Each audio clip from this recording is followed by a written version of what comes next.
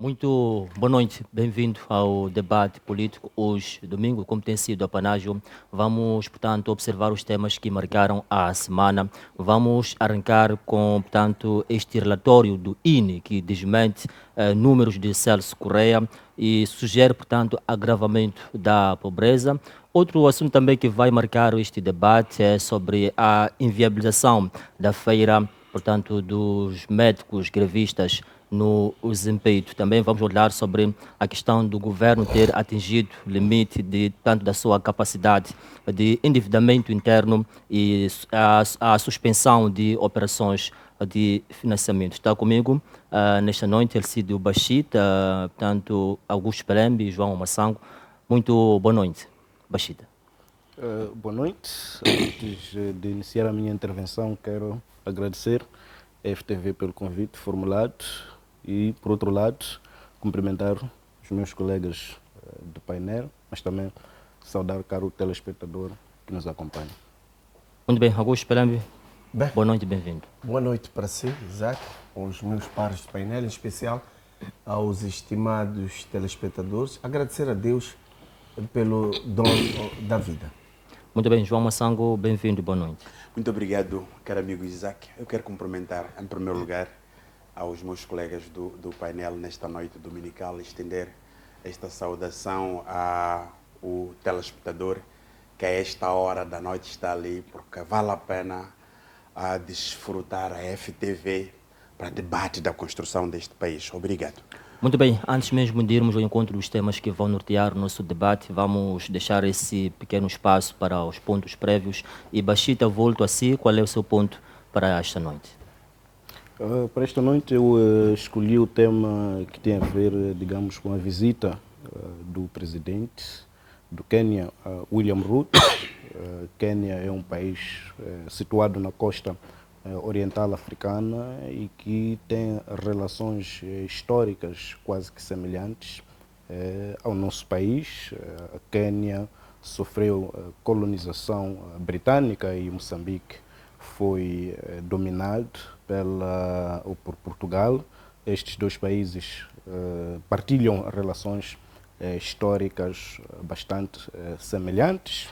Muito antes da chegada dos europeus, os dois países sofreram aquilo que foi a vinda, digamos, dos árabes para o continente africano e, de forma particular, dentro de Moçambique, mas também no Quênia, onde fundou-se feitorias, o que permitiu que houvesse desenvolvimento do comércio entre a Ásia e a costa oriental africana. Portanto, esta visita do presidente queniano constitui um marco importante para o nosso país, tomando em consideração que é a primeira vez que este chefe de Estado daquele país africano visita o nosso país. É uma visita crucial, tomando em conta que serão ou já foram rubricados acordos entre as duas nações no que diz respeito à área do turismo, mas também para a agricultura. O Quênia predispôs-se a ajudar Moçambique, ou seja, a investir o seu capital humano, assim como financeiro, para o desenvolvimento da agricultura em Moçambique. O Quênia possui uma agricultura bastante avançada, portanto é um país que não tem sérios problemas de insegurança alimentar. Este país poderá apoiar o nosso país a desenvolver a sua agricultura, no sentido de aumentar a produtividade e a produção, mas, por outro lado, o outro ponto crucial tem a ver, naturalmente, com a área do turismo, tal como eu estava a dizer, onde o governo queniano, através do seu presidente, predispôs-se a conceder bolsas de estudo a cidadãos moçambicanos para receberem capacitação no Quênia na área de hotelaria e restauração, que eu penso que é uma área relevante para o nosso país, uma vez que o turismo é uma das atividades dominantes no nosso país e que precisam de maior investimento, mas também capital humano para dinamizar, bem como aproveitar aquilo que são as vantagens comparativas que este setor oferece para a economia nacional. Muito bem, obrigado, Bashir. Pelém, qual é o seu ponto prévio? Bem, Isaac, amigos telespectadores, é com tristeza. Talvez vou ser mais um como Dopas a ser processado, porque desde sexta-feira deparamos com um vídeo a circular nas redes sociais do nosso presidente da República num jato privado. Aliás, tem sido de apanágio. O Estado moçambicano, todas as viagens de chefe de Estado posterior, tem alugado um jato especial presidencial para o chefe do Estado. Ou seja, o que assistimos no vídeo é uma festa surpresa para alguém, talvez para ele mesmo, o que não é mau, sendo ele um ser humano. Mas o que torna-se o mal é que o jato foi alugado com os impostos do povo moçambicano. E é este povo que os seus médicos não têm salários, que os seus militares estão há 3, 4 meses sem salários, que os enfermeiros estão a reclamar os seus ordenados, que os aposentados estão há 2, 3 meses sem os seus ordenados. E em contramão, temos um chefe do Estado que me aparece num jato pago por nossos impostos a celebrar uma festa. Ou seja, nós estamos perante alguém que está a dirigir os destinos do país sem um coração, sem humanismo, que não faz sentido. Talvez alguém que está a assistir possa dizer, mas Pelembe, ele é ser humano, ele é homem, tem o direito de celebrar com o que ele quer. Muito bem, como pessoa, na casa dele, com a família dele, pode fazer a festa que ele quiser, mas não pode alugar um avião, levar uma ministra dos negócios estrangeiros, levar um jovem Petersburgo, para ir fazer uma festa, gastar o suor dos moçambicanos para levar uma modelo, uma croata que é modelo, para gastar os nossos impostos. Porque nós, quando pagamos os nossos impostos, é para ter uma estrada nacional número 1 em perfeitas condições. É para o meu filho ir na escola primária 12 de outubro no COB e ter carteiras para sentar. Não é para o chefe do Estado andar num avião de luxo, num jato especial pago por meus impostos, fazer aquela pouca vergonha. Aliás, é pouca vergonha, é falta de vergonha na cara que o chefe do Estado nos apresentou. Ou seja, é mau exemplo para um país como o nosso, que vive de mão estendida, pede aos seus doadores. E quando você vai ver, esses países que doam dinheiro para Moçambique, muitos dos dirigentes andam de aviões, como se chama, desses aviões, não é público, comerciais. Até aviões comerciais. Eu vi o Papa João Paulo, aliás, o Papa Francisco, quando saiu de Lisboa para Roma, entrou num voo da TAP comercial. Não alugou com tanto dinheiro que o Vaticano tem. Não tem no Vaticano pessoas a estudar nas salas sem carteiras. O Vaticano não tem militares sem salário. O Vaticano não tem médicos sem salário, mas usaram um voo comercial. Então, sinceramente, eu acho que o chefe do Estado, o Presidente da República, deve, se ainda resta algum senso de responsabilidade para com a sociedade moçambicana, eu acho que o Presidente da República deve nos pedido de desculpas. Eu acho que deve-nos alguma explicação pela pouca vergonha que aconteceu naquele jato especial. Obrigado, Augusto Pelém. João Massango, qual é o seu ponto prévio a estas alturas? Muito obrigado, meu caro amigo Isaac. Passam hoje 22 anos depois do assassinato de Siba Makwakwa. Quem matou Siba Makwakwa? Até hoje nós não sabemos. Eu entendi trazer este ponto prévio porque quando o Siba Macuacua morre de forma brutal ali, estamos a falar do antigo presidente de Banco Austral, o Banco Popular de Desenvolvimento, hoje APSA, muita notícia rolou no mundo. Muita investigação rolou no mundo. Este país, já há 22 anos, perdeu inúmeros somas de dinheiros que desapareceram de forma misteriosa. Quando este cidadão Siba Macuacua queria trazer a lista daqueles que dilapidaram o Banco Austral, ela encontrou uma morte. Que essa morte hoje passa 22 anos. Na altura, tinha lá os seus filhos, um deles chamado Walter. Hoje, dia 11 de agosto, o seu filho completa 30 anos. E ele pergunta quem matou meu pai. E eu gostava de trazer este ponto prévio para uma questão de reflexão do estado que nós temos, chamado Moçambique, dos modos operantes que nós temos neste estado, chamado Moçambique, onde a criminalidade já há 20 anos vinha se fazendo. E eu quero, ao mesmo tempo, agradecer, porque eu vi ontem a Assembleia da República aprovar dispositivos, não é, ali na Assembleia da República, para o combate a branqueamentos de capitais, não é? Mas, por outro lado, nós precisamos de refletir porque muitos moçambicanos morreram, muitos dinheiros desapareceram em Moçambique, o país continua na mesma, continua nas mesmas situações. Então eu gostava de trazer esta reflexão para nós podermos olhar para um país da dimensão de Moçambique, que tem solo, a terra, 36 milhões de agricultura, de 36 milhões de terras aráveis, que nós seríamos os campeões ao nível da África Austral na agricultura. Hoje, queremos ir buscar essas experiências no Quênia. Moçambique com 2.700 quilômetros da costa.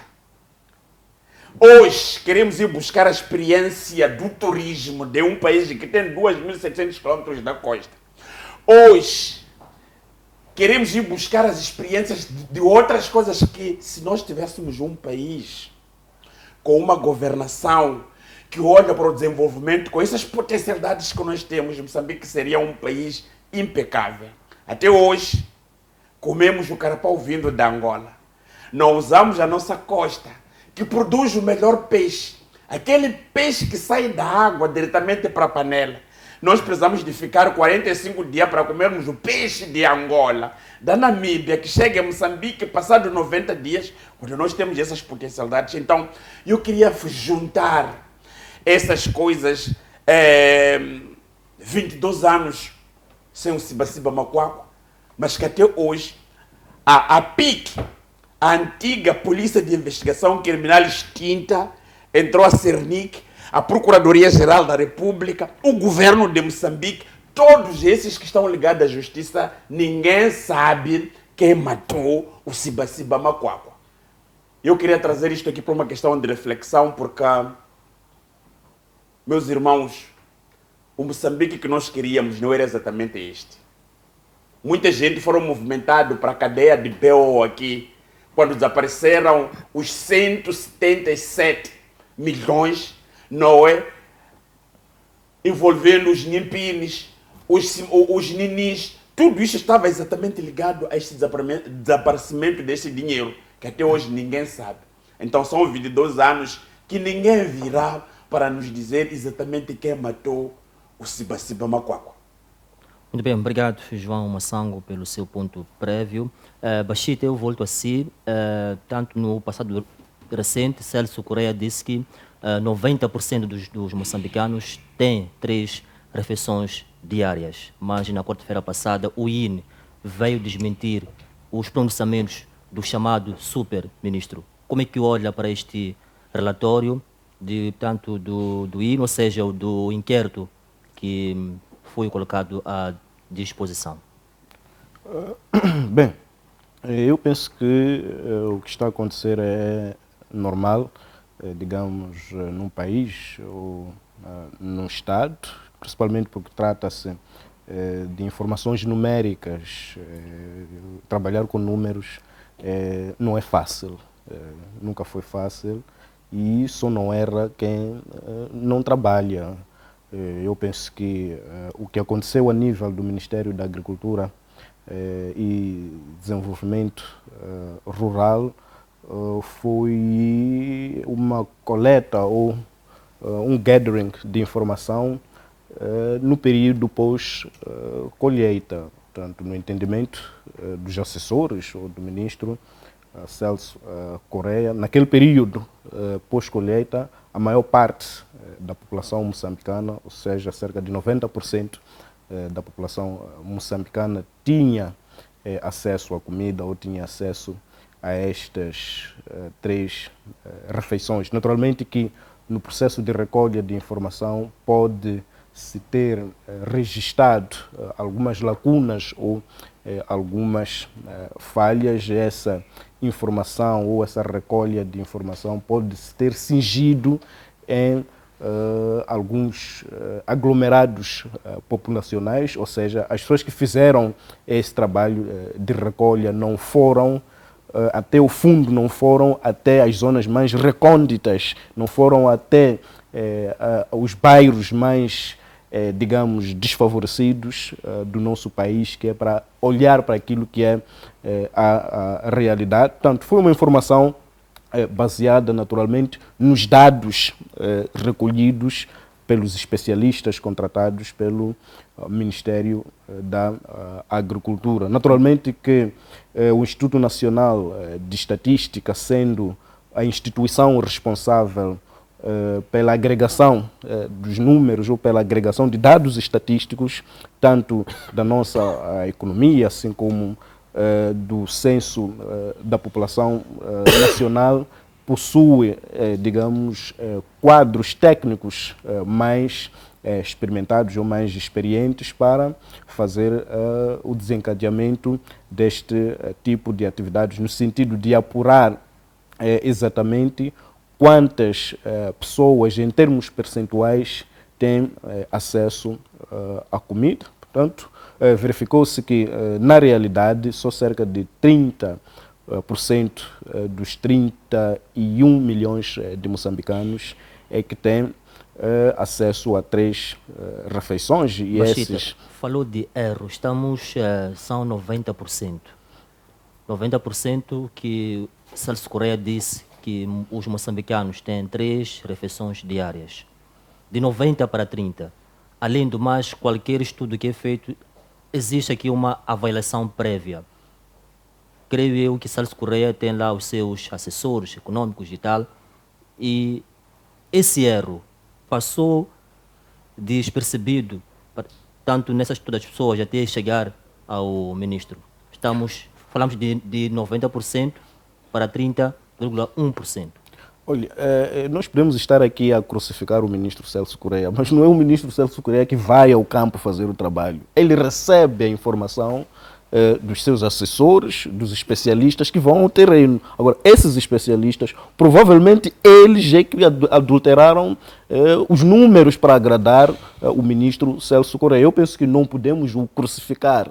Temos que, por um lado, perceber porque que ele pronunciou-se dessa maneira. Ele leu aquilo que foi a informação partilhada pelos seus diretores nacionais, partilhada pelos especialistas que foram fazer o trabalho de campo. Naturalmente que essa não é a responsabilidade do ministro ir ao campo e fazer a coleta de dados. Eu penso que aqui existe alguma razoabilidade por parte do ministro Celso Correia. Os maiores culpados por esses erros são ou foram os especialistas contratados pelo Ministério para fazer esses estudos, para fazer o levantamento de dados, e eu penso que o Ministério da Agricultura deve colocar na lista negra esses indivíduos ou esses especialistas que foram contratados para fazer esse trabalho. Afinal de contas, eles só escreveram a informação sem exatamente ter a informação verdadeira daquilo que é a realidade vivida no terreno. Naturalmente que o Instituto Nacional de Estatística, sendo uma entidade responsável por fazer o agregar, vamos assim dizer, da informação numérica, da informação estatística no nosso país, tem mais experiências, tem mais técnicos qualificados do próprio Ministério para levar a cabo este tipo de trabalho, até porque vamos assim dizer, é a tarefa ou a atividade principal do Instituto Nacional de Estatística. Muito e bem. Esta informação trazida pelo INE ou pelo INE é, digamos, a verídica ou a informação correta do que os relatórios que foram feitos pelos consultores contratados pelo Ministério da Agricultura. Obrigado. Augusto Pelembe, volto a si.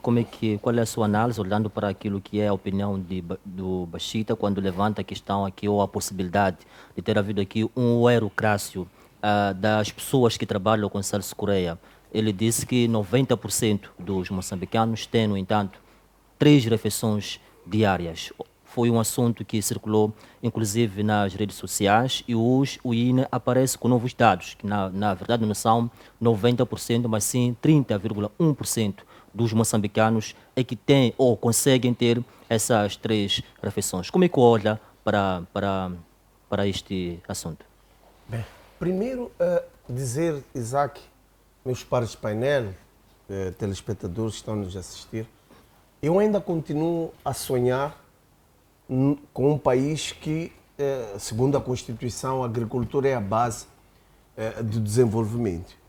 E olhando para a dimensão do nosso país, que tem 33 ou 34 milhões de terras aráveis, e eu ainda acredito que é possível, com muito trabalho, com políticas acertadas, Moçambique ter autossustento, se autossustentar, porque se for já olhar hoje, nós somos dependentes. Dependemos mais de exportações, aliás, de importações, do que daquilo que nós produzimos. Por isso há vários locais com focos de fome, porque não temos políticas acertadas. E não faz sentido isso. A título de exemplo, nós temos o Egito.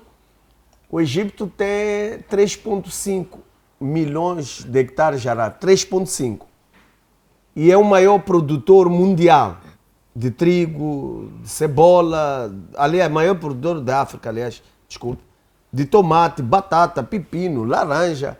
Mas 96%, atenção, 96% do território do Egito é deserto.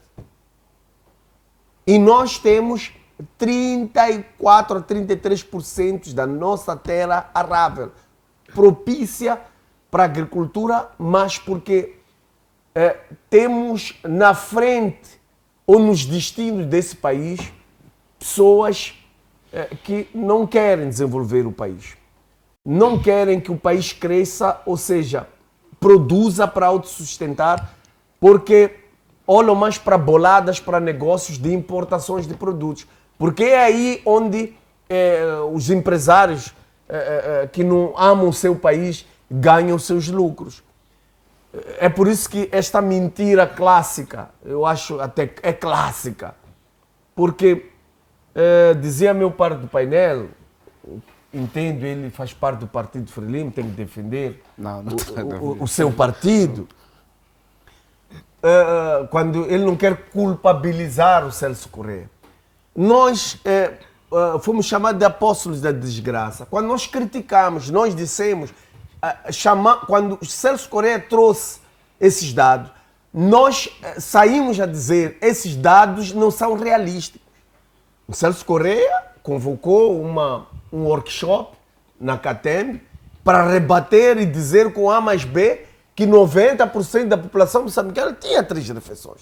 Mas nós insistíamos, senhor, não basta olhar para os relatórios que os teus subordinados dão. Vai ao terreno, vai aqui no Xamanculo, vai aqui na Mafalala. Não estamos a dizer para ir no Spungabera, para ir em Montepuez, para ir em Moeda, não. Vai aqui no Xamanculo, vai aqui em Moamba, em Tinonganine, vai ali em Magude para ver se o cidadão tem as 3 refeições. E Celso Correia, de forma cínica, é cinismo mesmo, rebateu dizendo que os moçambicanos têm 90% dos moçambicanos têm 3 refeições. E eu até dizia, até eu, quantas vezes por semana, às vezes, talvez, só tenho 3 refeições finais de semana quando estou em casa. Agora, quem é esse Moçambique? Qual é a lógica de 90% ter 3 refeições? Talvez a estatística foi feita para aquele grupo que faz parte do Conselho de Ministros. Porque nós, como moçambicanos, como população, como povo, não nos ou seja, aquilo que Celso Correia falou não é a realidade do povo moçambicano. Muito bem. Agora, o INE trouxe os dados reais, porque é o Instituto Nacional de Estatística. É a entidade própria para trazer os dados fidedignos, relevantes, para se levar em conta. Agora, está claro que nós estamos a ser dirigidos, ministérios, principalmente da agricultura e outros vários, estão a ser dirigidos por pessoas que a sua intenção primária não é resolver os problemas da população, é resolver os problemas do seu umbigo, dos seus negócios, é atrair investimentos internacionais para investir em Moçambique, não para resolver o problema do povo. Porque, Isaac, se for já olhar o projeto Sustento, é um bom projeto. É um bom projeto, mas a sua implementação é que está a ser um desastre. Estamos a endividar o país para investir num projeto que, no final das contas, não é um projeto para desenvolver o país, mas é um projeto que serve de vaca leiteira para sustentar os egos, as vontades, as boêmias dos nossos dirigentes. Muito bem, obrigado, Augusto Pelembe. Volto assim. João Massango, qual é a sua análise concernente ao tema em análise? Olha, eu faço análise deste debate, desta discussão, olhando alguns fatores sérios, realísticos no nosso país. E ainda bem, sendo o terceiro a debater. Primeiro vamos por partes. Quando o ministro Celso Correia veio ao público dizer, a partir da sede das Nações Unidas, da FAO, que os moçambicanos tinham 3 refeições dias, nós todos, todo o povo, incluindo a FDC, veio publicamente desmentir que não era possível, os dados trazidos pelo ministro Correia eram dados falsos. Dos 30 milhões de habitantes, vamos assim, de forma aleatória, 32. 90%, estamos a falar de mais ou menos 24 milhões de pessoas que tinham 3 refeições por dia. Isso não era possível. Não é? Isso não era possível. Este é o primeiro aspecto. O Ministério da Agricultura obrigou a FDC para desmentir e, ao mesmo tempo, dizer que não, os dados trazidos pelo Ministério, quando veio esta epopeia de que não, os dados foram trazidos durante a época da colheita. São quantos moçambicanos que têm acesso à colheita? Vamos isso por números reais, por dados reais. São quantos? Nós até aqui, agora em Moçambique, estamos a explorar cerca de 5,6% de terra para a agricultura, mesmo consistente. Significa que não é toda a população moçambicana que está na agricultura. Cada um tem, de facto, a sua coisa que faz, e é preciso a gente reafirmar que, para além da agricultura, o setor mais que colhe a sensibilidade dos moçambicanos é o setor informal. Essa tal colheita é no setor informal. Então, aí começa, de facto, a aparecer a primeira mentira. Eu não concordo hoje quando se diz que não, o problema é dos técnicos. Nós temos que responsabilizar os técnicos. Porque hoje temos esse 30,1% de uma informação fidedigna, relevante, trazida pelo INES. É o mesmo INES que ontem foi desmentido pelo governo da Frelimo quando dizia que em Gaza os números avançados pelo STAI só seriam para 2040. Mas porque o assunto tinha a ver com questões eleitoralistas, interesse eleitoral. Então, o INE foi vilipendiado. Foi no governo da Frelimo que nós ouvimos que quando o capim cresce, quando o capim cresce, tem que ser cortado. Foi na altura que o Rosário Fernandes colocou o seu cargo à disposição. Como é que nós hoje estamos a dizer que não, os dados trazidos pelo INE, por ser uma entidade relevante, hoje são corretos? Quando o INE já vinha dizendo que não, do ponto de vista numéricos, os dados trazidos eram muito mais dados na ótica deles, porque eles fazem um estudo científico e eles sabem as incidências de técnicos que são mandados para inquirir as populações. Senhores, no dia que nós, dizia o meu colega do painel, olharmos a agricultura como base de desenvolvimento, a agricultura para acabarmos com a fome, nós até podemos lá contar. Eu quero recuar para 1980. É preciso a gente recordar, 1974 a 81.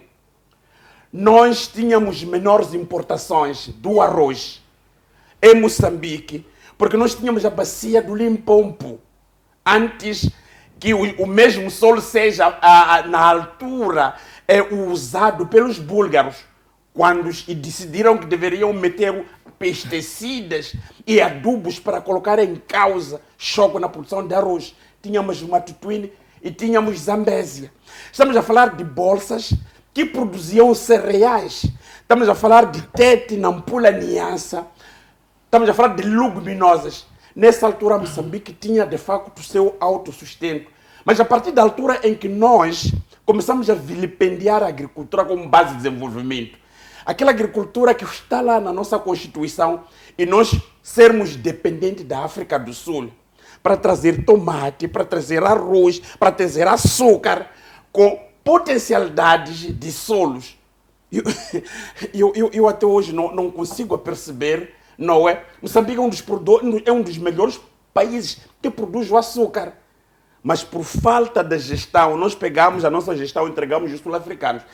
Quero dizer, o que com isso eu quero dizer? Quero dizer o seguinte, muitas das vezes, quando nós falamos de relatórios, quando nós falamos de números, eu quero trazer este assunto para acordar ao colega do painel, dizer, é preciso a gente perceber, quando nós falamos de números, nos últimos tempos o governo de Moçambique me parece que começou a olhar os números como fator determinante para colocar, digamos, a sua governação numérica. Só nos últimos 4 meses, o chefe do Estado já veio dizer, os ministros também já vieram dizer, todos já apareceram a falar de números, todos, quer na educação, 90% da população moçambicana tem acesso à educação. 90% da população moçambicana tem acesso a transporte. 90% da população moçambicana tem acesso à saúde.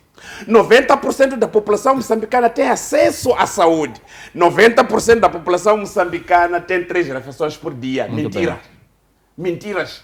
Tudo isso não passa exatamente por uma mentira, mas é preciso nós já percebermos a lógica das coisas quando hoje aparece o Instituto Nacional de Estatística e diz não, do estudo que nós fizemos no terreno, apenas 30% da população, 1,1.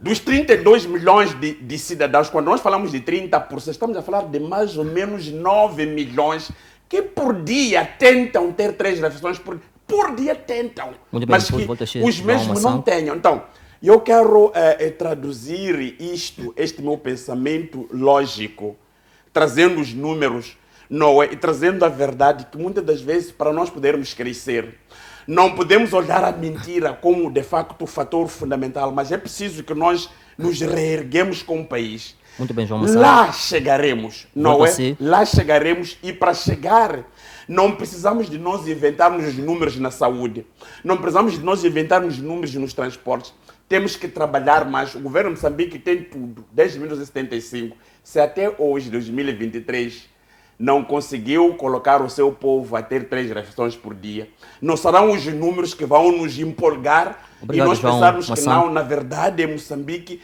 temos tudo isso. Quer dizer, eu digo isso só para terminar 10 segundos. O cidadão não pode se enganar. O cidadão não pode se enganar. Mesmo eles que defendem isso, em algumas ocasiões vê que não. Mas a questão dos números. Vocês voltam para o passado. O Ministério da Agricultura obrigou a FDC a desmentir. Agora queremos ver quem vai desmentir o I. Obrigado, João Massang. Mas Pelé, desculpe, só 30 segundos. Exatamente. É assim. Dizia bem Massang quando falava da mentira dos governantes. Tivemos agora, essa semana, que foi solto, o Dopas foi processado pela PGR porque falou mal do chefe do Estado. Vamos ser diretos. Insultou o chefe do Estado, segundo a Procuradoria, apesar do Dopas ter dito aquilo que muitos de nós dizemos em voz baixa, lá na igreja, lá em cá, nas barracas, até dentro dos ministérios a gente fala. Aquilo que Dopas disse só exteriorizou aquilo que muitos de nós não temos coragem para vir aqui dizer, porque o país está mal e alguns estão a ver bem. Mas é assim, se nós temos uma procuradoria capaz de ir atrás de um Dopas, essa procuradoria, por que não vai atrás do Celso Correia e dos seus assessores? Porque o INE está trazendo um dado real, quer dizer, os dados que o Celso Correia trouxe são de mentira, são dados falsos. Em direito chamam-se declarações não sérias e são suscetíveis de ser criminalizados. Ou seja, quanto dinheiro se gastou para que houvesse aqueles relatórios? Quantos viajaram para os distritos, como ele disse, andou-se em 150 e poucos distritos para poder-se ter aquele relatório? Vadile, mal, comeram dinheiro para nos trazer um relatório de mentira, dizer que 90% da população tem 3 refeições. E agora, a entidade legal, que legalmente foi constituída para nos dar os dados, está a dizer que 33%, quase, tem 3 refeições. Até ela não dá certeza que esses 36% da população tem todas as refeições, quase. Ou seja, tem dias que falham. Agora, não, deixa eu terminar, Isaac. És da Frelimo? Talvez por causa da gravata vermelha. Não falamos. Não, é que estás a ficar triste porque eu estou a dizer a verdade. Pelembe fala. Não, é não que, deixa outros falarem. É que eu estou Pelembe. que agora estou a incitar. Eu não pertenço a nenhum partido. Estou a incitar a PGR. Vamos ao ponto. Estou a querer que a PGR, a Procuradoria, que defende porque a Procuradoria, a missão da Procuradoria é defender o Estado. E o Estado teve uma associação de pessoas que comeram o nosso dinheiro a dizer que iam fazer um relatório. E o relatório está claro que era de mentira. Muito bem, agora, obrigado. Eu quero aproveitar, desculpe, Isaac. Termina, eu quero aproveitar as câmeras para pedir à senhora Beatriz Buchile e os seus coligionários para processarem o Celso Correia e mandar devolver aqueles senhores que levaram ajudas de custo para nos enganar. Nós fomos enganados, senhora Procuradora, muito bem, pelo senhor ministro Celso Correia e seus assessores. Devolve o dinheiro que eles levaram para ele, de ajuda de custo para nos enganar. Qual é a sua análise? As pessoas estão a passar fome, as escolas não têm carteira, as estradas estão esburacadas e eles comeram dinheiro. Atenção, dói isso, Isaac, qual é a sua análise deste assunto, como tanto últimas palavras, antes de irmos mesmo ao encontro do nosso segundo tema? Sim, gostaria mais uma vez de comentar em torno daquilo que foram as declarações dos meus colegas de painel, tanto quanto se faz uma analogia entre a economia moçambicana e a economia sul-africana, bem como egípcia, principalmente no que diz respeito à atividade agrícola. É preciso olhar para aquilo que é a gênese da agricultura moçambicana. O Egito, historicamente, é considerado o berço das civilizações, o berço da ciência e tecnologia, mas por outro lado temos a África do Sul, que foi colonizada por Boers e foi colonizada pelos britânicos. Se formos a olhar para aquilo que foi o tipo de administração que se verificou a nível da África do Sul e a nível de Moçambique, vamos notar que existem diferenças. Portanto, a África do Sul sofreu uma administração, uma colonização indireta, e Moçambique sofreu uma colonização direta. Quando se declarou a independência nacional, os portugueses boicotaram a economia nacional. Com isso eu quero dizer que uma das causas do empobrecimento ou da redução daquilo que é a capacidade de produção e produtividade da nossa agricultura tem a ver necessariamente com os efeitos devastadores da colonização portuguesa perpetrada em Moçambique, onde os portugueses usaram ou alugaram, digamos assim, companhias majestáticas e arrendatárias para explorarem vastas extensões de terra, e quando abandonaram Moçambique, antes de abandonar, neste caso, destruíram vários campos de produção, destruíram as linhas férreas, carregaram consigo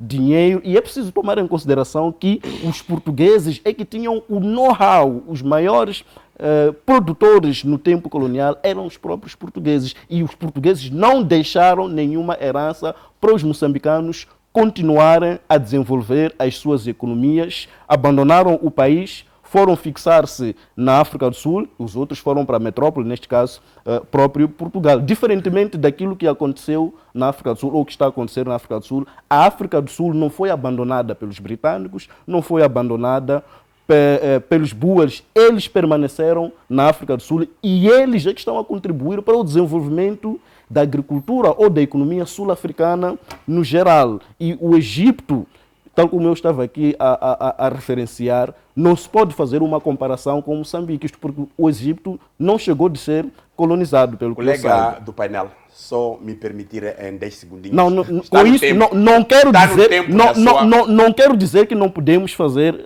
uma comparação, mas é preciso olhar para aquilo que foram as nuances históricas. É verdade, sim, que há uma necessidade de facto, se prestar maior atenção para desenvolver a agricultura. Aliás, a agricultura é a atividade mais complexa de todas que existem no mundo. Isto porque é uma atividade multissetorial e multiministerial que precisa de envolvimento de diferentes stakeholders. Porque quando falamos da agricultura, não estamos a falar só da produção nas machambas, estamos a falar da capacidade, toda a cadeia de valores, sim, desde o armazenamento, desde a produção. Exatamente. Até, portanto, as zonas de consumo, aquilo que é a capacidade de escoamento, distribuição e a própria comercialização. Muito bem, obrigado. É um grande desafio que merece uma atenção especial das autoridades. Vamos olhar para o nosso próximo tema. Eu pedi o tempo já nos foi maçã, seja um pouco... Correto. Bashir, em 1975, quando nós pegamos a independência, Moçambique era descrito o 8º país mais industrializado da África. Verdade ou mentira?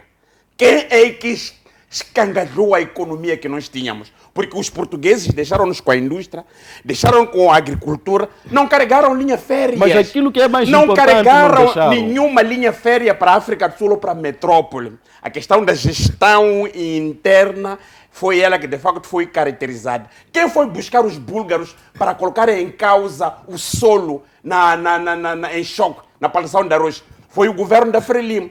Quem foi buscar os búlgaros para colocar em causa a produção de arroz?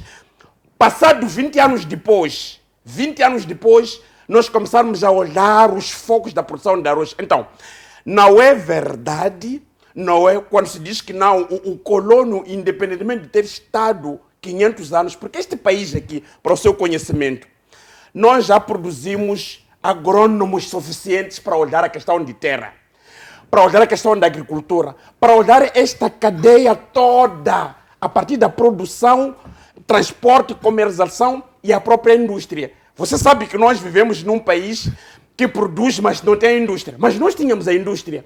Quem é que colocou em causa a indústria? Vai dizer que é o colono? Vai dizer que é a Renamo? Não, não é verdade. Nós não priorizamos a agricultura. Debatemos falamos muito da agricultura, até porque a própria agricultura está colocada na Constituição como base de desenvolvimento. Mas por que a agricultura não é prioritária? Não é prioritária porque o governo da Frelimo olha os minerais, olha as boladas, olha aquelas outras coisinhas que acham que isso traz o valor acrescentado. Muito Senhores, João vamos Massang, refletir o tempo a já falha escasseou. que foi cometido através de debates desta natureza. Massang, o tempo já está a fugir. Trazermos aquilo que pode ser nos melhor. Moçambique, até 1975, era o 8º país mais industrializado. João Massang, o tempo Tínhamos já a companhia nos dez. siderúrgica, o ferro era produzido internamente, o pneu era produzido internamente, a João bateria era Massang. produzida internamente. A agricultura nossa, a partir dali, de Madale, na Zambésia, o chá. Estamos a falar de país que Muito bem. tinha o mínimo João Massang, para vamos mudar para o progredir. nosso Nós não próximo tema. O progredimos tempo já porque a nos foge, Frelimo por favor. contribui para os feitos. Mas eu quero. É que ele Pelé, o tempo já nos foge. Vamos mudar para o nosso deixa tema. só uns 30 segundos. Citou um bocado do Egito. É assim. E da África do Sul. Nós tivemos os acordos de Lusaka. Então, o mau acordo feito pela Frelimo também pode ter feito com que os portugueses fossem embora com alguma coisa. Porque, por um lado, a Frelimo fez um acordo com Portugal e, por outro lado, os Boers também fizeram acordo com a ANC. Também, por outro lado, ZANU-PF também fez acordo com os Boers. Os ingleses estavam no Zimbábue. Ou seja, os maus acordos também, quem fez, não fui eu, não foi o Massang, foi o teu partido Frelimo. Aliás, vamos esquecer o problema de 75 e vamos olhar para Dubai. Vamos olhar para esses países, Ruanda, emergentes, que tiveram até genocídios em Ruanda.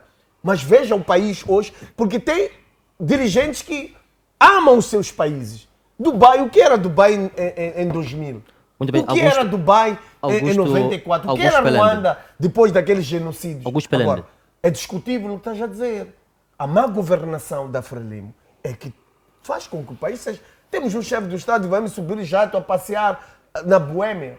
Acho Pelembe, vamos ao nosso segundo tema. Bashita voltou a ser mais uma vez. O governo deu um basta, portanto, ao endividamento interno, porque já atingiu o limite. Portanto, volto a lhe colocar a seguinte questão. Quais são as implicações da suspensão das operações de financiamento para a economia do país? O governo não pode mais endividar-se. Quais as implicações para a economia do nosso país? Bom, as implicações têm naturalmente a ver com aquilo que são os déficits orçamentais do Estado moçambicano. Portanto, Moçambique, o governo não pode mais ir à banca comercial contratar empréstimos. O Estado, de janeiro a esta parte, contraiu cerca de 33 mil milhões de meticais como empréstimo para financiar aquilo que são as suas atividades, que dizem respeito ao funcionamento da administração pública, mas também para investir dentro da economia nacional. Significa que o Estado já não pode mais contar com o mercado financeiro nacional, tem que se virar, como se diz na gíria popular. Significa que Moçambique deverá procurar outras fontes alternativas de financiamento e isto vai necessariamente ou naturalmente fazer com que o governo exerça um trabalho cada vez mais árduo no sentido de maximizar aquilo que é a capacidade de arrecadação de receitas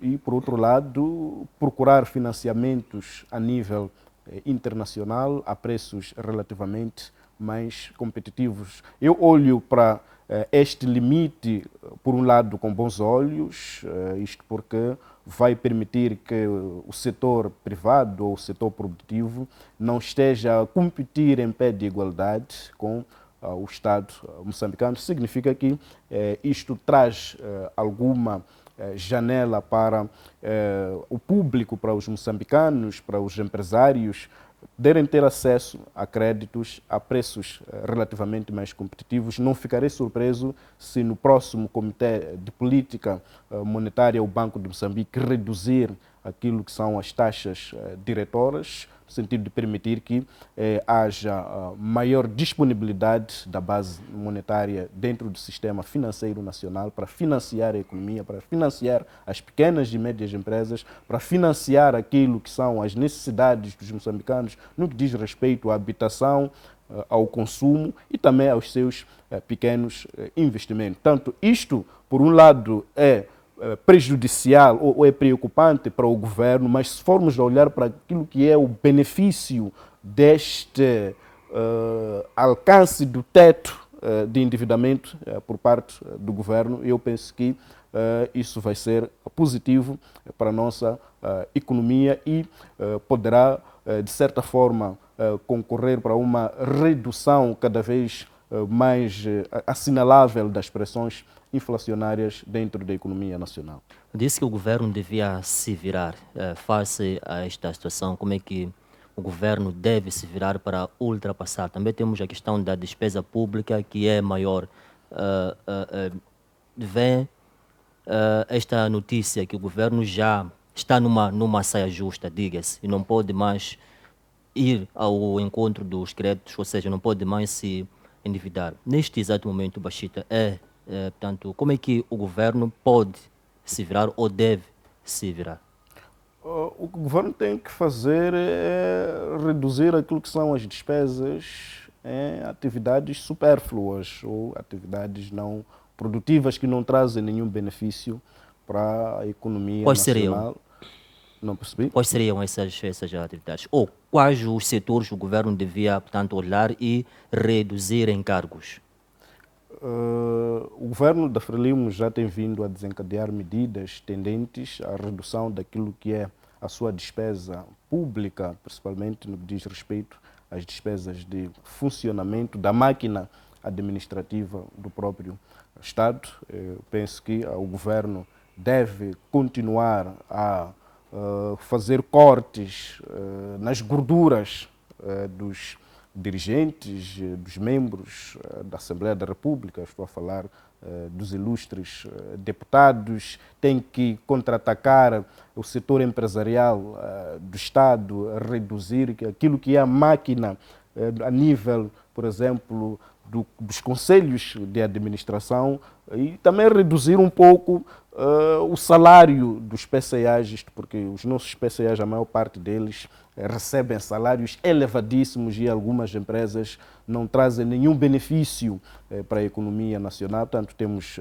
muitos institutos, alguns deles, que não estão a funcionar em pleno. Portanto, está-se a pagar muito dinheiro para trabalhadores das empresas públicas, mas que em termos reais, em termos daquilo que são os benefícios para o desenvolvimento da economia, mas por outro lado, para ajudar o próprio governo a captar receitas para financiar as suas despesas, nota-se claramente que estas mesmas empresas, a maior parte delas estão na linha vermelha, ou seja, apresentam resultados líquidos e negativos, e há uma necessidade de se fazer a reestruturação imediata daquilo que é o setor empresarial do Estado, isto porque não faz sentido, por exemplo, que o Estado moçambicano, no que diz respeito àquilo que são os acordos de retrocessão, ou seja, quando o Estado pede emprestado dinheiro a nível do sistema financeiro nacional, internacional, queria dizer, e também dentro de governos de outros países,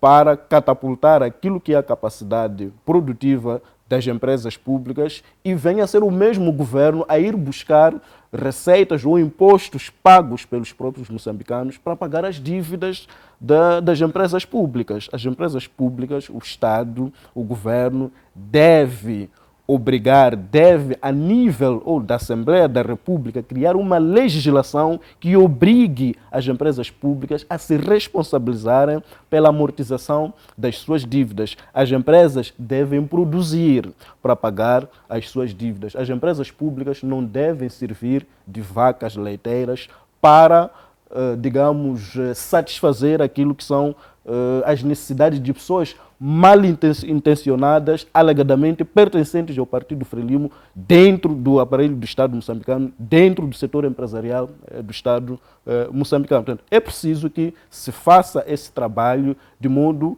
a reduzir aquilo que é é o déficit a nível do orçamento e, por outro lado, isso vai permitir que o Estado não tenha que recorrentemente ir à banca comercial buscar dinheiro, isto porque quando o governo vai de forma recorrente buscar dinheiro dentro do sistema financeiro nacional, está a contribuir para o retrocesso do processo de desenvolvimento, isto porque os empresários vão ter receio de ir à banca, até porque os próprios bancos comerciais consideram o Estado como um cliente mais seguro. O Estado não costuma falhar no que diz respeito à amortização daquilo que são as suas dívidas, diferentemente dos indivíduos, diferentemente dos empresários. Agora, com esta paralisação, vamos assim dizer, com este limite atingido pelo Estado, isso vai ser vantajoso para o setor privado, vai ser vantajoso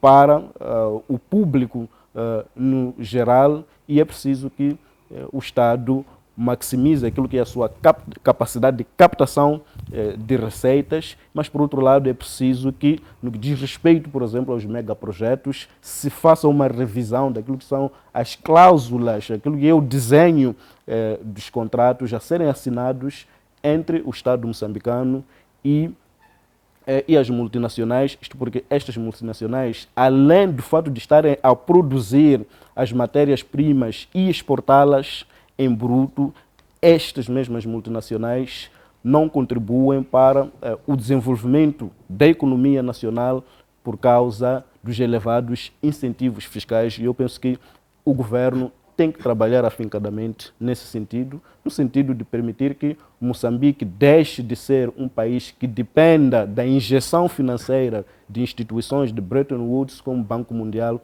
e Fundo Monetário Internacional. Nós temos capacidade interna, tal como o presidente Nyusi tem dito que Moçambique tem tudo para dar certo, e é uma necessidade de se trabalhar nesse sentido, a médio e longo prazo. Obrigado, Bachita. Pelembe, tanto a despesa pública moçambicana chegou naquilo que a economia chama-se de ponto de saturação, ou seja, Moçambique já não pode mais endividar-se. Como é que olha para essa questão? Levantou-se aqui uma outra questão, quem disse foi Bachita, sobre o governo mexer em alguns setores, porque, segundo ele, há algumas empresas que servem-se de vaca leiteira, temos salários exorbitantes de alguns PCAs que chegam a receber perto de 2 milhões de meticais. Na sua opinião, o que deve ser feito para que Moçambique saia desta saia justa, para a sua redundância? Essa questão que me coloca, essa pergunta que me coloca, a saída, a principal saída é tirar a Frelimo do poder. Porque um dos maiores cancros desse país é o próprio Partido Frelimo, que está a governar esse país há 48 anos. Por quê? Vou levar a deixa que o meu par do painel deixou sobre o dizer do presidente Nyusi. Moçambique tem tudo para dar certo. E tem mesmo. Isso, sem sombra de... Nós temos tudo. Malta, Marrocos, esses países vivem do turismo. E se for já olhar o que Marrocos tem de turismo e Moçambique tem, as praias, tudo que tem, nós também temos. Egito vive de exportação de produtos da agricultura. E nós temos agricultura, nós temos terra, temos tudo. Ou seja, vais olhar para a África do Sul, vive de minerais. Moçambique tem gás, tem diamante, tem rubis, tem ouro, tem areias pesadas. Ou seja, o nosso solo tem tudo, mais alguma coisa que pode fazer o Moçambique ser um dos melhores países do mundo para se estar e para se viver.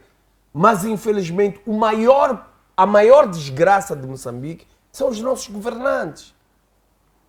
O que está a fazer mal este país são os que estão a dirigir o país. Porque eles, o seu pensamento, ou a sua visão, não é resolver os problemas do povo.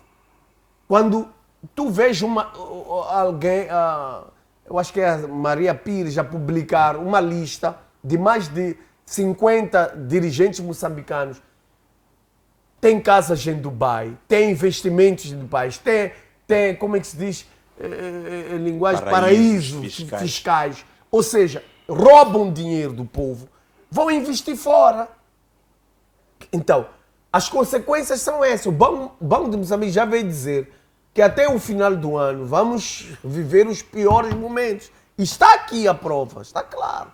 Então, eu não tenho muito... Se estivesse na governação, quais as políticas poderia adotar face a este cenário?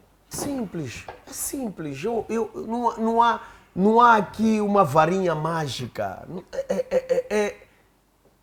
É a boa gestão da coisa pública. Isaac, é a boa gestão da coisa pública. Dizia o meu par do painel, não faz sentido. Tu tens na LEM uma empresa falida, mas o PCA ganha 2 milhões. Ganha 1 milhão. Falamos de soluções imediatas. O que Pelembe faria de palpável? Sendo, é começar o que entra no país, os recursos minerais, tudo o que existe. Começar a cobrar os impostos, o dinheiro que entra no Estado ser usado no lugar certo. O Moçambique tem muito dinheiro, meu caro. Mas esse dinheiro vai nos bolsos dos nossos dirigentes. O único problema é esse. Eu vou te dizer, vou dar um exemplo à LM. Por que a LM está falida? Porque os dirigentes da Frelimo não pagam bilhete, nós pagamos para eles. Vocês querem subir no avião, tem que pagar para entrar no avião. Eles não pagam e entram no avião. Agora, eu quero resolver o problema. Quem entra no avião tem que pagar. E entrou, o dinheiro pagou, subiu, leva o dinheiro, vou investir. Agora, ali no Ministério dos Recursos Minerais, vamos ter que refazer os contratos.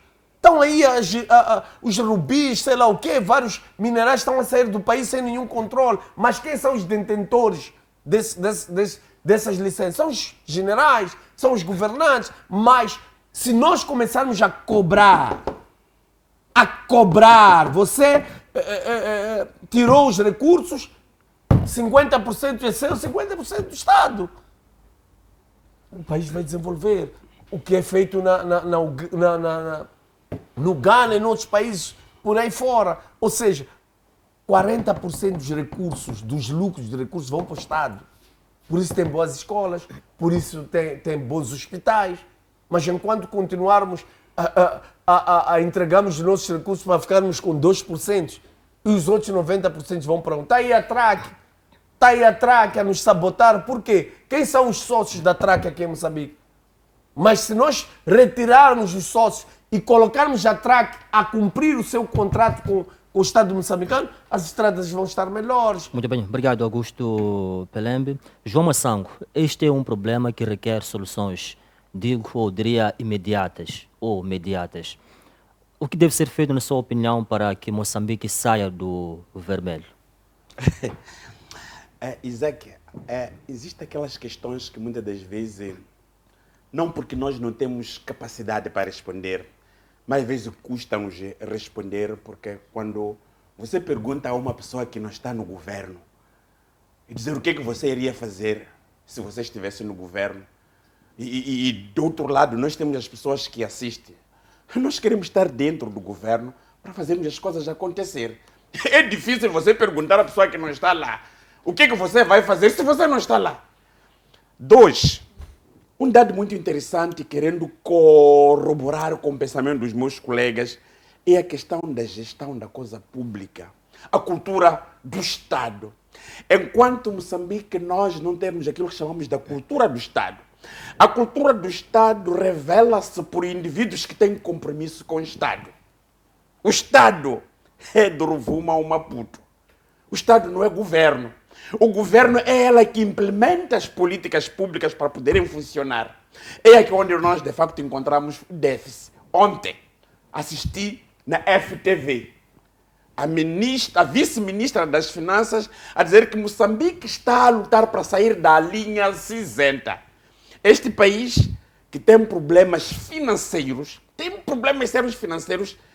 que até o Banco de Moçambique começa a olhar o nosso país numa situação bastante crítica. No contexto internacional estamos na linha cinzenta. Significa que, primeiro, devemos nos organizar internamente.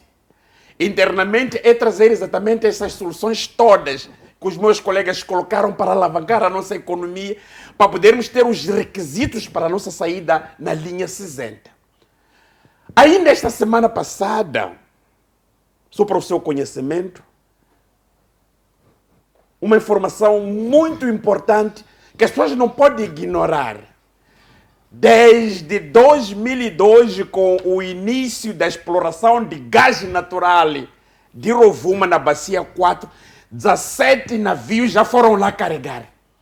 Quem paga essa quantidade de gás? Esse dinheiro que quanto Moçambique ganhou desses 17 carregamentos? Depois vai aparecer o PC a dizer que, bom, do ponto de vista numérico, aquilo que dizia o colega, eu não sou a pessoa indicada para dizer, significa que uma das coisas que poderia trazer a resposta da crise financeira que nós temos é o gás de Rovuma. É o gás porque está sendo explorado, foram efetuados 17 carregamentos. Mas tá bom, nós queremos saber qual é a quantidade desses carregamentos. Ninguém de nós quer ter informação. Quando é que Moçambique ganhou em termos de lucros? Estima-se aí mais ou menos cerca de 40 milhões de dólares, mas esse dinheiro está aonde? Ninguém de facto quer dizer. O que com isso nós queremos traduzir à opinião pública? É que quando nós tivermos a política, a cultura do Estado, nós vamos olhar o Estado, não é, como um fator de desenvolvimento. Dizer que, por exemplo, nós estamos no setor da educação. Para Moçambique ter a melhor qualidade da educação, o que é que deve-se fazer? Vamos pegar esses senhores que foram à escola, que estão formados, para sentar discutir a educação. Vamos pegar esses senhores que estudaram, fizeram vários cursos e colocar as pessoas na sua área para o país desenvolver. E aí nós vamos começar, de facto, a olhar em termos de ganhos. Porque fala-se pouco do aumento da base tributária, não é? Mas nós, apenas o que nós sabemos como país é que nós olhamos ali uma empresa que tem rácio financeiro gordo e vamos lá tirar. São 90 milhões, é uma informação trazida pelo Banco de Moçambique no princípio deste ano, que o Estado moçambicano está a dever ao banco 90 mil milhões de dólares. E nós temos conhecimento que cerca de 60% desse dinheiro está sendo usado aqui na presidência da República. Para as despesas que o meu colega disse aqui. Vamos refletir numa coisa, para que este país de facto tenha ganho e nós nos beneficiar nos recursos minerais, para beneficiar o Estado. Hoje discute-se essa questão da instabilidade salarial na função pública. Se nós tivéssemos uma governação coerente, uma governação justa, que olha os recursos, as potencialidades que nós não teríamos hoje, nós estaríamos a discutir a TSU pela primeira vez com o nosso barulho. O chefe do Estado veio aparecer para justificar que não, Moçambique há dinheiro. Então, se tem dinheiro, paguem nas pessoas. O problema que existe é que nós estamos a sair de um programa, estamos a emigrar para outra. Sabe o que fazem os melhores países que querem implementar um determinado sistema? Colocam os mesmos sistemas em simultâneo a funcionar. Aquela coisa que se fez aqui da transmissão ou da transição do analógico para o digital. Enquanto nós tínhamos a televisão que funcionava lá, usando o sistema analógico, estávamos a fazer. Em Moçambique, não. Queremos justificar o fracasso da governação, porque não estamos a conseguir pagar os salários na função pública. Não, é que o problema é por causa desta questão da transição para outra. Coloca os dois sistemas a funcionar em simultâneo. Nós não teríamos os problemas que nós temos agora em Moçambique. Nós não teríamos problemas de salários, porque nós iríamos, de facto, olhar soluções na qual o Isaac Stoy, de facto, quer colocar aqui. São 780 milhões de dólares que um moçambicano anualmente pelende e o colega Bashita carrega aqui na Tailândia. Porque ele coloca porque ele é dono daquela empresa de rubis ali. Quando há leilão ali na Tailândia, tem 780. Por que esses rubis, que faz parte do patrimônio do Estado moçambicano, não é o Estado a controlar aquilo que os sul-africanos estão de facto a fazer? Enquanto nós temos os recursos minerais, os recursos naturais serem controlados por indivíduos e o Estado não ganhar aqui nada, nós continuaremos a estar exatamente neste traço da insustentabilidade. Ora, o banco, nós já não temos medo, porque o próprio governador Zandamela disse que apertem cintos. Nós já apertamos cinto desde o ano passado. Por isso, esta mentira do 90% da população moçambicana que tem refeição por dia é uma informação política, mas em termos reais são exatamente aquilo que nós estamos a olhar. Um país com mar, um país que deveria ser rico só por ter mar, um país que tem uma melhor agricultura, melhor turismo, que tem tudo. Muito bem, obrigado, João. Por que é que Moçambo. não dá certo? Não dá Obrigado. certo porque as pessoas que estão lá a dirigir o Estado não têm cultura Obrigado, do Estado. Moçambo. Bachita, volto assim para o nosso terceiro e último tema sobre a questão da inviabilização da feira que ocorreu na semana finda no Zimpeto. A polícia inviabilizou, portanto, esta feira, diga-se. Segundo os médicos, é um evento que foi autorizado pelo Conselho Municipal de Maputo. E eles admiram-se quando aparece a polícia da República de Moçambique, também a polícia municipal, a inviabilizar ou a inibir a realização deste evento. Como é que olha, qual é a sua leitura concernente a este assunto? Bom, eu vejo, tanto para essa situação com olhos de preocupação. Não é a primeira vez que a nossa polícia tem agido de forma agressiva quando moçambicanos, de forma geral, fazem alguma manifestação. Agora tivemos esta situação dos médicos que pretendiam realizar a sua feira.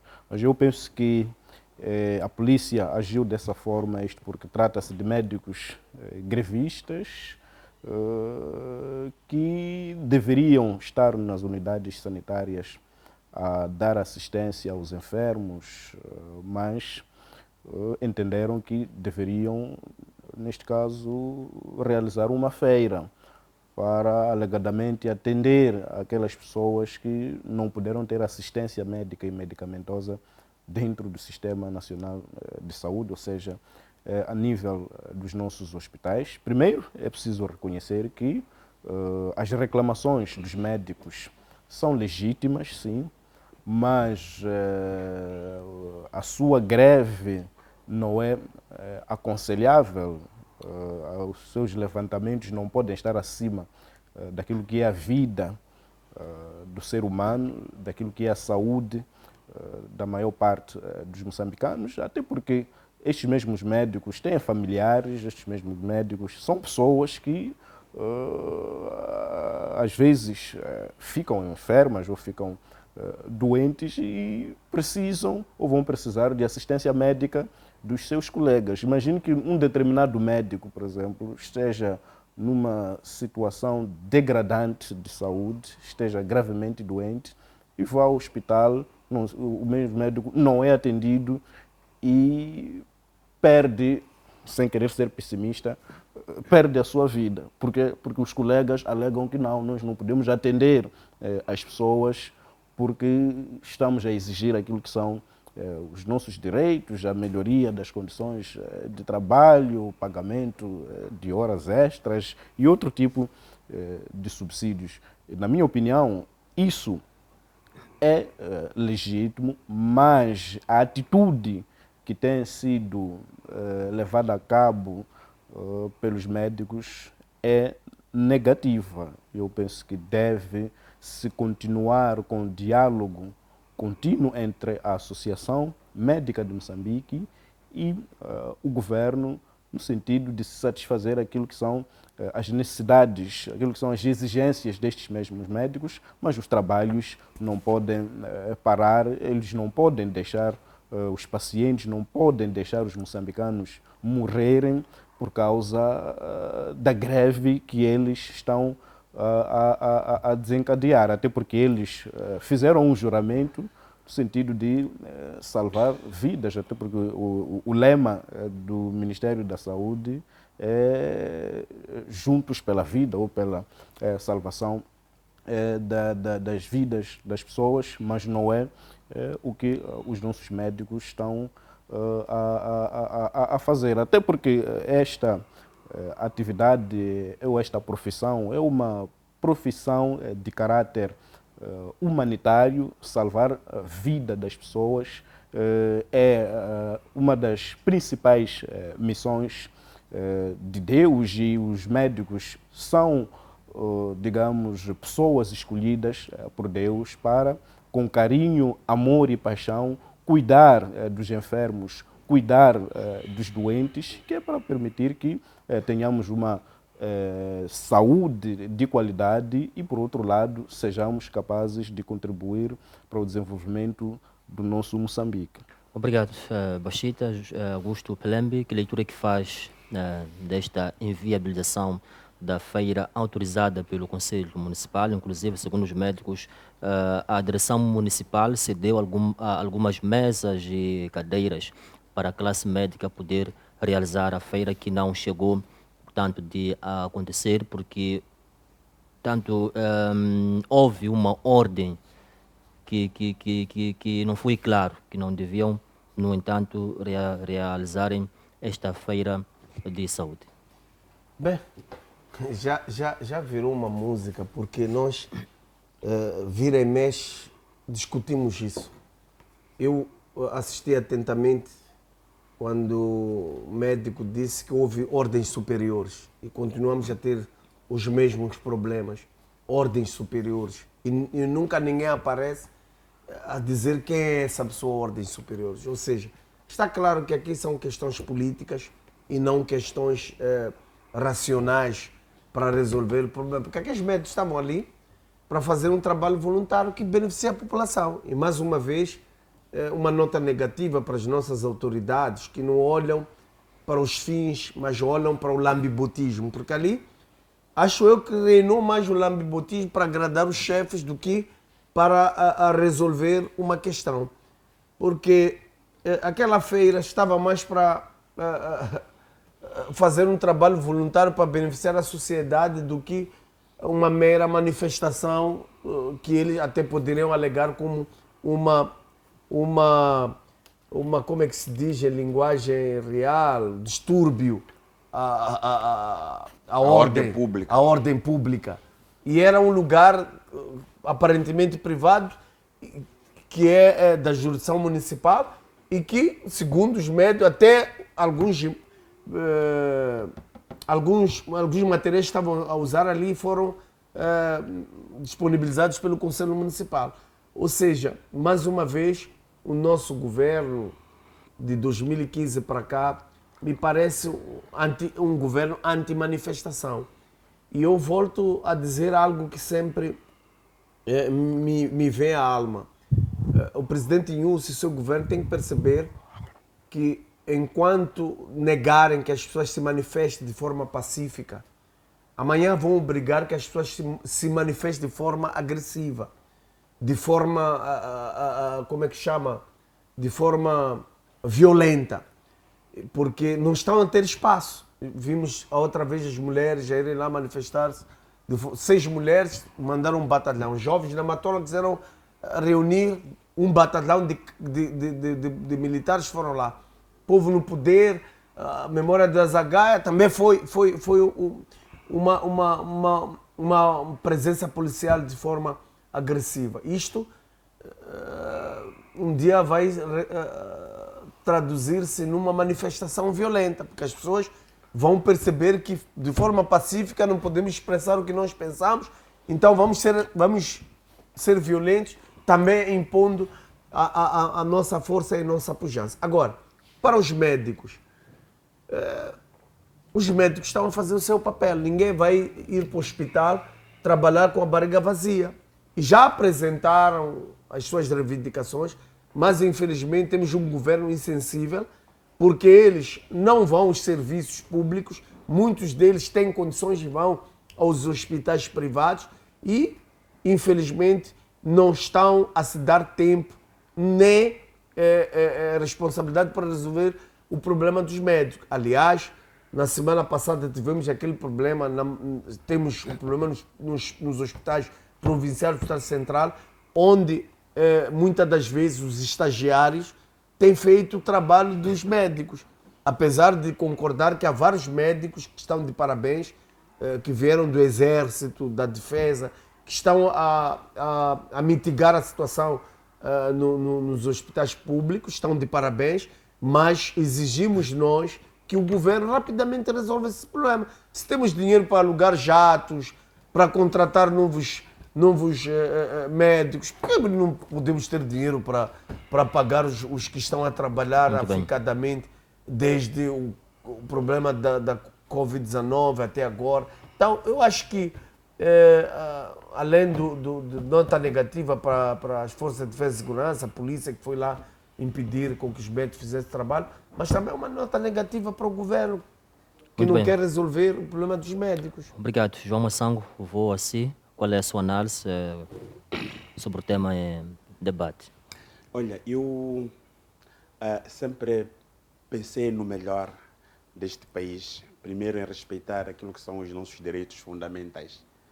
Nós temos lá a Constituição da República, que foi aprovada por unanimidade pelos deputados da Assembleia da República, desde a Primeira República, a Segunda, não é? Que nós temos, porque cada emenda da Constituição é uma nova república que nós temos.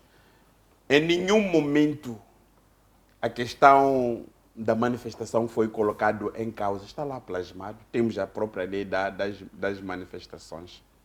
Eu sou da opinião que se nós tivéssemos um governo sensível, que é dialogante com o seu povo, que não usa a repressão como fator para a resolução de qualquer problema, nós não estaríamos a discutir, porque vamos, por exemplo, aos médicos. Aquilo que é o caderno reivindicativo dos médicos, antes da TSO, era mais melhor. Quer dizer, os médicos agora estão muito mais lesados do que o período antes da TSO. Segundo eles, e dizem exatamente isso. Mas é preciso que nós tenhamos uma sensibilidade. Porque eu acompanhei aquela era uma feira de caridade, em que as pessoas poderiam ir, da mesma natureza que em algumas ocasiões existem feiras ali, onde os médicos estão lá, os hospitais são convidados, variedade de especialistas são convidados, não é, para poderem fazer parte da feira. Por exemplo, quem tem problemas do coração tem acesso a um cardiologista ali, quem tem problema da pele tem acesso a um dermatologista, quem tem problema de dentes tem a oportunidade de ter um estomatologista e demais aconselhamentos. Significa que ao longo desse todo o tempo nós temos tido isso aí. Mas há uma coisa no meio disto, Isaac, que me remete a uma reflexão.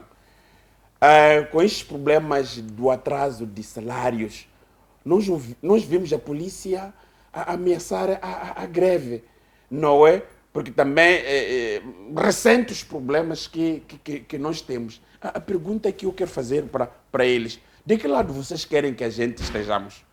Do lado da população ou vossa? Porque vocês são as mesmas pessoas que choram conosco porque têm fome, mas meia volta são as mesmas pessoas que vão lá para dispersar os outros. Então, é preciso que nós sentemos. Eu continuo a ter a expectativa de que a única pessoa com legitimidade de mandar parar tudo isto, da mesma forma que ontem o chefe do Estado apareceu publicamente a dar a informação que eu até achei plausível, que o grave problema desta coisa é por causa desta questão da transição. Se o chefe do Estado aparecer e dizer que, olha, independentemente de tudo, nós vamos procurar forma. Embora a informação pode ser plausível ou não, mas passou. Quem tiver, de facto, a sensibilidade vai ouvir. Nós, como sociedade, não podemos agir da forma como é que nós estamos. É verdade, e eu costumo ouvir, não, o Estado é assim como age. Não é assim como o Estado age. Nós não podemos levar um Estado para o regime da ditadura. E depois tem uma outra particularidade no meio disto aqui. É que todas as falcatruas que surgiram ao longo da governação, tudo aconteceu exatamente neste governo.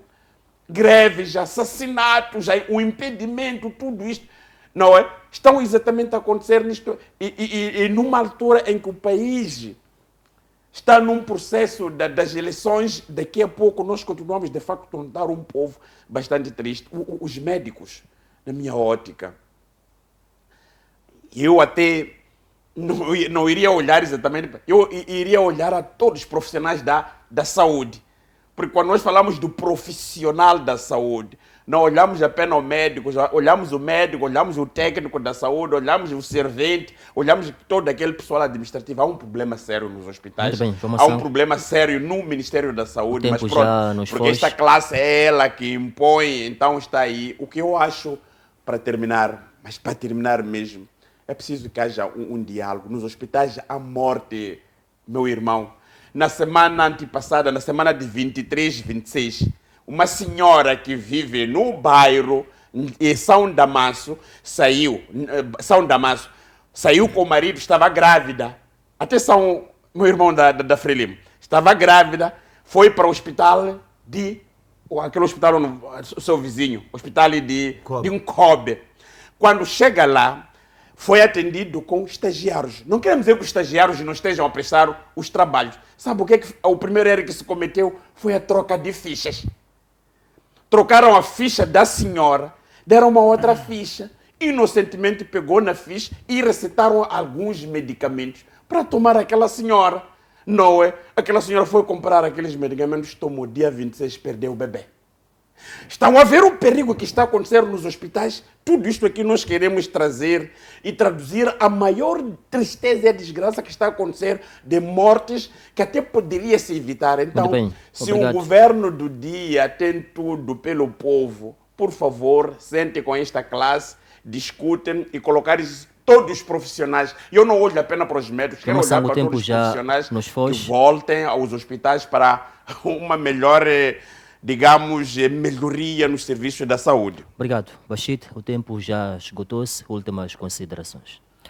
Como últimas considerações, eu gostaria de apelar aos nossos médicos a voltarem ou a retomarem aquilo que são as suas atividades, diz respeito às cirurgias, ou seja, atendimento ao público, aos pacientes, porque tal como eu estava aqui a dizer na minha locução, a greve ou a manifestação dos médicos é legítima, mas a paralisação de algumas atividades relevantes, tal como o meu colega do painel aqui, o Massango, estava a referir, isso traz graves prejuízos para o nosso país. Não faz sentido que as pessoas morram, pereçam nos hospitais, alegadamente porque os médicos estão insatisfeitos.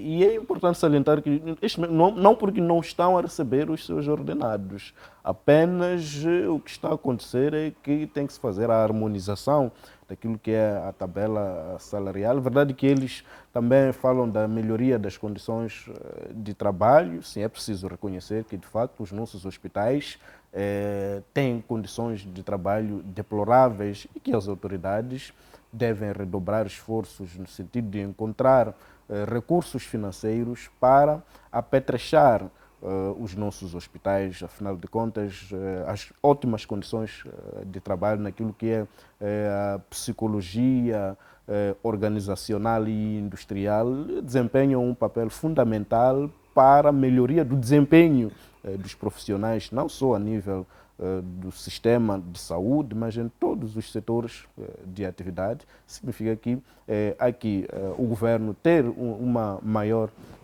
atenção em relação aos médicos. É preciso que haja cedência do lado dos próprios médicos. Médicos, por favor, retomem as vossas atividades. Não faz sentido que nós morramos. Nós precisamos de vocês. A atividade que vocês estão a desenvolver é uma atividade de caráter humanitário. Independentemente dos problemas que estão a acontecer, pedimos para que vocês atendam de forma condigna os pacientes, até porque alguns pacientes são vossos irmãos e vocês também podem vir a ser pacientes e vão precisar de atendimento dos vossos colegas. Era só esse apelo que eu queria deixar, tanto para os nossos médicos. Obrigado, Bashita, pela sua presença no debate político. Augusto Pelembe. Não tenho muito a dizer, só apelar à sociedade moçambicana para se unir. E temos, dia 11 de outubro, a oportunidade de resolver algumas questões do nosso país e não podemos nos eximir da nossa responsabilidade. Temos que despir das nossas cores partidárias e olhar os destinos do país. O que é que nós queremos de Moçambique para o amanhã? Olhando a nossa realidade, a conjuntura atual, o que é que nós precisamos fazer para que o nosso Moçambique amanhã seja melhor para nós e para os nossos filhos? Porque se voltarmos a falhar como falhamos ontem, vamos voltar a sofrer nos próximos anos como sofremos neste ano, nos anos passados. Muito bem, João Massango. Muito obrigado. A minha última inquietação, aliás, a dissertação, ontem, sábado, todo mundo acompanhou a apresentação do cabeça de lista da Matola pelo partido MDM, na qual o Partido Ecologista está lá unido. E eu gostava de apelar aos moçambicanos, que já estamos mesmo na época eleitoral, aqueles que dizem que não querem votar porque os outros ganharam, esses estão a perder o seu tempo. Se nós queremos a mudança, nós temos que fazer, de facto, alguma coisa. Nós não podemos apelar à mudança e temos medo da mudança. Temos que fazer, de facto, alguma coisa. E eu desejo a vocês todos um bom domingo e cheia de energia. Amanhã, segunda-feira, acordemos para produzir. Muito obrigado. Obrigado ao painel do debate político. Também gratos pela atenção dispensada de si que acompanhou este programa em nome da equipa que tornou possível a transmissão do debate. Muito obrigado, votos de uma boa noite e bom descanso. Até lá.